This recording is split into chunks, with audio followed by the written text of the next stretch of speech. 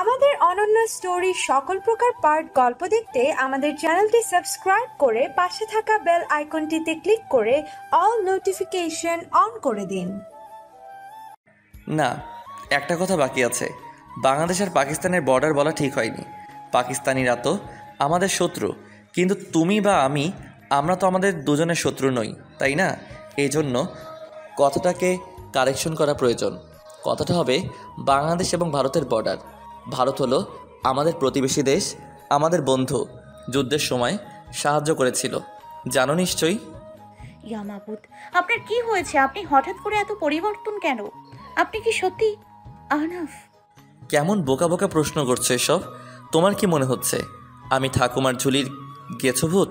নাকি জানি ওই যে নদীর পাড়ে যে একটা হাফ প্যান্ট পরা 2 দাঁত উঁচু একটা ভূত আছে, সেই ভূত ভাবছো আমাকে? প্লেন উল্টিয়ে সাগরে ফেলে আসলো, আহনাফকে নাকানে চুবানি খাইয়ে আমি আহনাফ সেজে এসেছি, এটা ভাবছো তুমি? তাহলে অপেক্ষা করো, সকাল হলে আসল আহনাফ চলে আসবে। আর যদি না আসে তাহলে তো বিশ্বাস করবে আমি আসল আহনাফ। অর্ষার মাথা ধরে গেছে, ঝিমঝিম করছে। এখন সত্যিই তার সন্দেহ আছে। এটা কোনো আহনাফ আল্লাহ ভালো জানে। সে চুপ করে গিয়ে শুয়ে পড়ল। আহনাফ বলল, কি হলো, লাইট নেভালে না? না, জ্বালানো থাকুক। আহনাফ ঠোঁট টিপে হেসে বলে, বুঝেছি, তুমি ভয় পেয়েছো। এমন কিছু নয়, ঘুমান। এরপর সে নিজেই মুখের ওপর কাঁথা রেখে ঘুমিয়ে পড়ে। সকালে একটু বেলা করেই ঘুম ভাঙে অর্ষার। আহনাফ তখনও ঘুমিয়েছিল। বিছানা ছেড়ে সে গিয়ে আগে ফ্রেশ হয়ে নেয়। ড্রয়িং রুমে বসে আমেনা বেগম হাদিসের বই পড়ছিলেন। রেনু পাশে বসে মনোযোগী শ্রোতা হয়ে শুনছিল। অর্ষাও নিঃশব্দে গিয়ে পাশে বসে। পড়া শেষ হলে আমেনা বেগম বিস্মিত হয়ে পড়লেন, ও মা, তুমি কখন এলে? অর্ষা মৃদু হেসে বলল, অনেকক্ষণ। আচ্ছা শোনো, তুমি তোমার সব বন্ধুদের ফোন দাও, আর তোমার ভাই ভাবিকেও সবাইকে বলবে আজ আমাদের এখানে ইফতার করতে। বাড়িতে বড় করে ইফতারের আয়োজন করা হবে আজ। ওরা কি আসবে? কেন আসবে না? শ্বশুর শাশুড়ি, স্বামী, ননদ, যারা যারা আছে সবাইকে নিয়েই আসতে বলবে। শুধু কষ্ট করে একটা লিস্ট করবে যে সর্বমোট কতজন আসবে। তোমার বাবাকে সেই অনুযায়ী ইফতার আনতে বলবো। অ্যাটলিস্ট ইফতার অপচয় করা যাবে না। আচ্ছা, যাও, এখনই কল করে বলো। আহনাফ উঠেছে? না। ওকে গিয়ে উঠাও। রোজা রেখে এত কিসের ঘুম? হ্যাঁ, আমি ডাকলে রাগ করবে। আচ্ছা আমি যাচ্ছি, তুমি ওদের ফোন দিয়ে একটা লিস্ট করো। দুপুরের মধ্যে কিন্তু লিস্ট দিতে হবে। ঠিক আছে। অর্ষা রুম থেকে নোটপ্যাড, কলম আর ফোন নিয়ে ছাদে গেল। সাথে রেনুও রয়েছে। দুজনে চিলেকোঠার ঘরে বসে আছে। অর্ষা এক এক করে সবাইকে ফোন করছে আর লিস্ট করছে।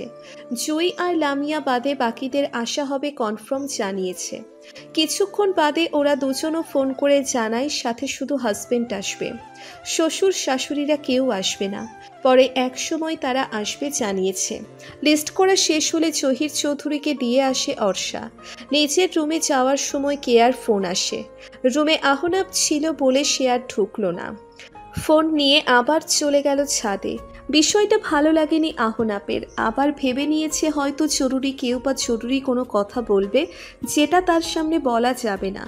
মনকে এসব বলে বুঝ দেওয়ার চেষ্টা করলেও মন বুঝতে নারাজ। মনের খচখচানি বন্ধ হয় না। আহিল তখন ডাকতে আসে, বাবার সাথে বাইরে যেতে হবে। দুই ভাই আর বাবা মিলে বাইরে যায় খাওয়ার বন্দোবস্ত করতে। বাড়িতে আমেনা বেগম, অর্ষা আর রেনু টুকটাক ঘর গোছানোর কাজ শুরু করে দেয়। বিকেলের দিকে সবাই আসতে শুরু করেছে। রেশমি একা আসেনি, সাথে সকালও এসেছে। সবাইকে চমকে দিয়ে সকাল অর্ষাকে জড়িয়ে ধরে বলে, কেমন আছেন ভাবি? অর্ষা অপ্রস্তুত হেসে বলল, আলহামদুলিল্লাহ ভালো। ওর এমন আচরণে রেশমিও বোকা বনে যায়। ওর রিয়াকশন বুঝতে পেরে সকাল বলল, উফ সরি আপু, আসলে আপনার বান্ধবীকে ভাবি ডাকতে ডাকতে আপনাকেও ডেকে ফেলেছি। সমস্যা নেই, বসো। সকাল রেশমির সাথে সোফায় বসলো। আশেপাশে তাকিয়ে সে আহিলকে খুঁজছে। রেশমি ফিসফিস করে বলল, এভাবে চোখ ঘোরানো বন্ধ করো ননদিনী, যাকে খুঁজছো সে এখন বাসায় নেই। সকালও রেশমির মতো ফিসফিস করে বলল, কখন আসবে? বলতে পারি না। সন্ধ্যার কিছু আগ দিয়ে জহির চৌধুরী, আহনাব, আহিল সাথে আরও কয়েকজন লোক এসেছে ইফতার নিয়ে। সকাল অর্ষার সাথে ওর রুমে এসেছে। সে নিজে থেকেই বায়না করেছে বাড়িটা দেখবে বলে, এবং অর্ষাকেই দেখাতে হবে সাথে থেকে। রেশমির হবু ননদ বলে অর্ষা বারণও করতে পারল না, তাই সকালকে ঘুরে ঘুরে সব দেখিয়ে এখন নিজের রুম দেখাতে এনেছে। সকাল পুরো রুমে চোখ বুলিয়ে বলল, এই রুমে আপনি থাকেন? হ্যাঁ। ভাইয়া থাকে না? অর্ষা অপ্রস্তুত হয়। এই মেয়ে দেখি তার চেয়েও বোকা বোকা প্রশ্ন করে। সে স্বাভাবিক কণ্ঠে বলল, যখন দেশে আসে তখন থাকে। যখন থাকে না তখন আপনার একা থাকতে ভয় করে না? ভয় করবে কেন? কত কারণেই তো ভয় করে। আমার ভয় করে না। আপনি খুব সাহসী। সবাই আমায় ভীতু বলে। ভুল বলে। যে রুমে একা থাকে সে আবার ভীতু হয় নাকি? তোমার সাথে কে থাকে? রাতে দাদি থাকে। একটু থেমে বলল, আপু এবার চলেন ড্রয়িং রুমে যাই। আচ্ছা চলো। সকাল আগে বের হয় রুম থেকে। আহনাব আর আহিল তখন তাদের রুমের দিকে যাচ্ছে। আহনাবের কিছুটা পিছে আহিল। অর্ষা রুম থেকে বের হওয়ার সময় দরজার পাপোশ সরে অর্ধেক আলমারির নিচে চলে গেছিল, তাই সে নিচে বসেছে পাপোশ ঠিক করার জন্য। সেই সময় আহনাব ভেতরে ঢুকছিল আর অর্ষাও উঠে দাঁড়ায়। আচমকা সামনে আসায় আহনাব ভয়ে চমকে উঠে বলে, লা হাওলা ওয়ালা কুওয়াতা ইল্লা বিল্লাহ। এদিকে সকালকে এখানে দেখে আহিলও চমকে যায়। মুখ থেকে অটোমেটিক বেরিয়ে আসে, আহনাব এবং আহিল একসাথে দোয়াটি বলে ফেলায় দুজনেই দুজনের দিকে মুখ চাওয়াচাওয়ি করল। অর্ষা এবং সকাল স্তব্ধ হয়ে তাকিয়ে আছে ওদের দিকে। অকস্মাৎ দুই ভাই বিভ্রান্তিতে পড়ে গেছে। সবচেয়ে করুণ অবস্থা আহিলের। আহনাব তার দিকে বাঁকা দৃষ্টিতে তাকিয়ে রয়েছে। সকাল ঠোঁট টিপে হাসছে। আহনাব গম্ভীর হয়ে প্রশ্ন করল, তুই এমন করলি কেন? আহিল ফাঁকা ঢোক গিলে বলল, না মানে কেন জানি মুখ থেকে বের হয়ে গেল। এমনি এমনি। না আসলে তুমি হঠাৎ ভয় পেলে তাই। আমিও ভয় পেয়ে গেছি। কথাটা যুক্তির মধ্যে পড়ল কিনা আহনাব তা নিয়ে বিশেষ ঘাটালো না। বলল, কোথায় যাচ্ছিলি যা? এরপর সে অর্ষার দিকে তাকিয়ে বলে, এইভাবে হুটহাট কোত্থেকে সামনে এসে পড়ো বুঝি না, কবে জানি হার্ট অ্যাটাক হয়ে যায়। অর্ষাকে পাশ কাটিয়ে আহনাব রুমে চলে গেল। আহিলও আর সময় নষ্ট করেনি, দ্রুত লম্বা পা ফেলে নিজের রুমে চলে গেছে। অর্ষা দীর্ঘশ্বাস নিয়ে সকালকে বলল, চলো। সকাল মনে মনে হাসলেও সামনে প্রকাশ করল না, মুখে বলল, চলেন। ইফতারির সময় সকলে একত্রে বসেছে। টেবিলে বসেনি, ফ্লোরে বসেছে। ছেলেরা সবাই এক সাইডে আর মেয়েরা সবাই এক সাইডে। এই সময়টিতে সকাল চুপচাপ থেকেছে, কোনো রকম দুষ্টুমি করেনি, আহিলকে জ্বালাতনও করেনি। মোট কথা বাড়ির কাউকে বুঝতেই দেয়নি কিছু। ইফতারের পর ছেলেরা মসজিদে চলে যায় নামাজ পড়ার জন্য। মেয়েরা সবাই বাসায় নামাজ পড়ে নিয়েছে। কুসুম বিশ্রাম করার জন্য আফরিনের রুমে শুয়েছে। সকাল, তিয়াসার, অর্ষা আছে অর্ষার রুমে। লামিয়া, চুইয়ার, রেশমি ছাদে গেছে একটু হাঁটাহাঁটি করতে। সকাল তিয়াসকে সুরসুরি দিচ্ছিল আর তিয়াসও খিলখিল করে হাসছিল।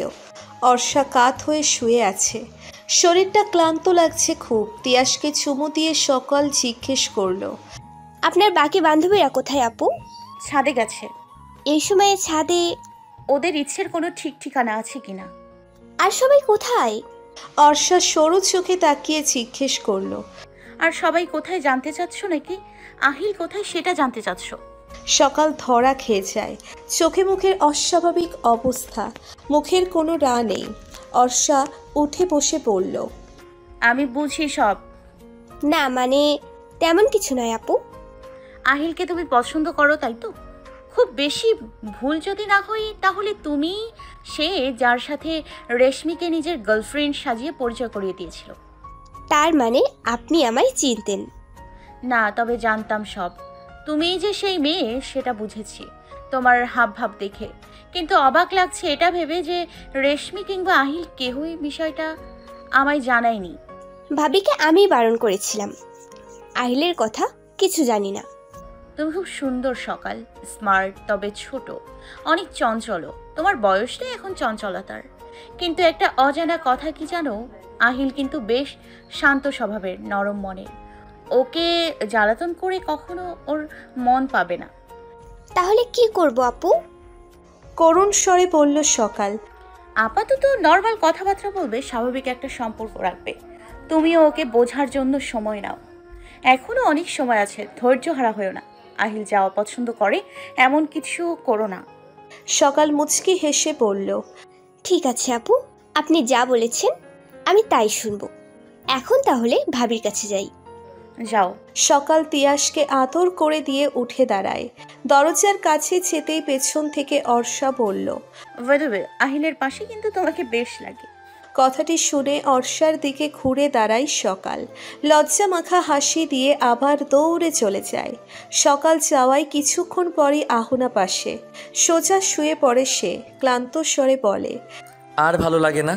তিয়াস ছিল অর্ষার বাম পাশে, ডান পাশে এসে আহনাব শুয়েছে। মাঝখানে রয়েছে অর্ষা। তিয়াস অর্ষার পেটের ওপর উঠে উকি দিয়ে তাকায় আহনাবের দিকে। আহনাবও ঘাড় ঘুরিয়ে ওর দিকে তাকিয়ে হেসে ফেলে। হেসে হেসে জিজ্ঞেস করে, কেমন আছো আঙ্কেল? তিয়াস মিষ্টি করে হেসে বলে, আহনাব ভ্রু কুঁচকে বলে, আঙ্কেল আবার কি? আরে আঙ্কেল ডেকেছে, বলল অর্ষা। আহনাব তিয়াসকে নিচের কাছে এনে পেটের ওপর বসালো। দুহাত ধরে বলল, আঙ্কেল কি বেটা, বাবা বলো। মাঝখানে ফোড়ন কাটে অর্ষা। বাবা ডাকবে কেন? ফুপিকে মা ডাকতে পারলে ফুপাকে বাবা ডাকতে পারবে না কেন? আমি দেখেছি তুমি প্রায়ই তিয়াসকে বলো মা ডাকতে। অর্ষা ভ্যাপা চেকা খেয়ে যায়। আহনাব মিথ্যে বলেনি, সত্যি সে তিয়াসকে মা ডাকতে শেখাতো। তবে কখনো এইটুকু বিষয় নিয়েও যে তাকে লজ্জায় পড়তে হবে কল্পনাও করেনি। অর্ষা, সদ্বিদ ফিরে পায় অর্ষা, বলল, আমার উপর কি রেগে আছো তুমি? তিয়াস চকোলেট খাচ্ছে মাঝখানে বসে। আহনাব মসজিদ থেকে ফেরার সময় নিয়ে এসেছিল। চকোলেটের খোসা ছাড়িয়ে দিতে দিতে অর্ষা বলল, না, রাগ করবো কেন? তাহলে কি অভিমান? কোনোটাই না। মিথ্যে বলছো। আমি? তুমিও মিথ্যে বলছো, তোমার চোখও মিথ্যে বলছে। এমন কিছু নয়। কি কারণে রাগ অভিমান সেগুলো মনের ভিতর জমিয়ে না রেখে আমায় বলো, তাহলে নিজেকে হালকা লাগবে। আমাদের মাঝখানে থাকা ভুল বোঝাবুঝিগুলো দূর হবে। রাগ অভিমান নেই তো। কিন্তু তোমার চোখ যে বলছে আমার উপর তোমার এক আকাশ সমান অভিমান রয়েছে। কি সব যে বলছেন? বলছি না আমি। তুমি কি আমার কথাগুলো বুঝতে পারছো? অর্ষা মাথা নত করে বসে আছে। আহনাব শোয়া থেকে উঠে বসেছে।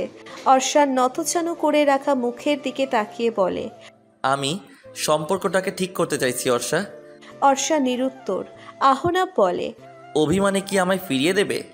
অর্ষার বুক ভারী হয়ে ওঠে। চাপা অভিমানগুলো মাথা চাড়া দিয়ে ওঠে। চোখ ভরে ওঠে জলে। নাকের পাটা ফুলছে। ঠোঁট তীর করে কাঁপছে। এখনই যেন চোখের পানিতে বন্যা বইবে। আহনাব আতঙ্কিত স্বরে বলল, এ কি, কাঁদছো কেন তুমি? অর্ষা দুহাতে চোখের পানি মুছে মাথা নাড়ালো। বোঝাতে চাইল সে কাঁদছে না, অথবা কাঁদতে চাইছে না। আহনাব মাথায় হাত বুলিয়ে দিয়ে বলল, প্লিজ, আমি সরি সব কিছুর জন্য। তুমি কান্না থামাও। আদর আহ্লাদে অর্ষার কান্না থামলো তো নাই, উল্টে আরো বেড়ে গেল। এক হাতে টেনে কাছে নিয়ে এলো আহনাব। আলতো করে জড়িয়ে ধরে মাথায় হাত বুলিয়ে দিতে দিতে বলল, সময় আমাদের অনেক কিছু শিখিয়ে দেয় অর্ষা। সময়ের জাতাকলে পড়ে আমরা অনেক খারাপ ব্যবহার, অন্যায়ও করে ফেলি। হয়তো আমিও এমন অনেক কিছুই করেছি। ভুল তো মানুষ মাত্রই করে। আমি যদি সম্পর্কটিকে একটা সুযোগ এবার সত্যিই দেই, তাহলে তুমি আমায় ফিরিয়ে দেবে না তো? অর্ষা ফোপাচ্ছে। বুকের ভেতরটা ভারী হয়ে রয়েছে। যার সাথে মৃত্যু পর্যন্ত থাকতেও প্রস্তুত, তাকে সে ফিরিয়ে দিবে কিভাবে? চুপ করেই থাকবে? তবে তোমার নীরবতাকেই কিন্তু সম্মতির লক্ষণ হিসেবে ধরে নিলাম। অর্ষা তবুও নীরব রইল। নীরবতার উত্তর তো সে দিয়েই দিয়েছে। সব কিছু মুখ ফুটে বলতে হয়? দুহাতে অর্ষার মাথাটা তুলে ধরে আহনাব। এক হাত মাথায় রেখে অন্য হাত দিয়ে চোখের পানি মুছে দিচ্ছে। এরপর আবারও জড়িয়ে ধরেছে। এবার আর আলতো করে নয়, বেশ শক্ত করেই জড়িয়ে ধরেছে। সেই সময়ে পাশ থেকে তিয়াস অর্ষার হাত টেনে ধরে বলল, ফুপি হাগু দেব।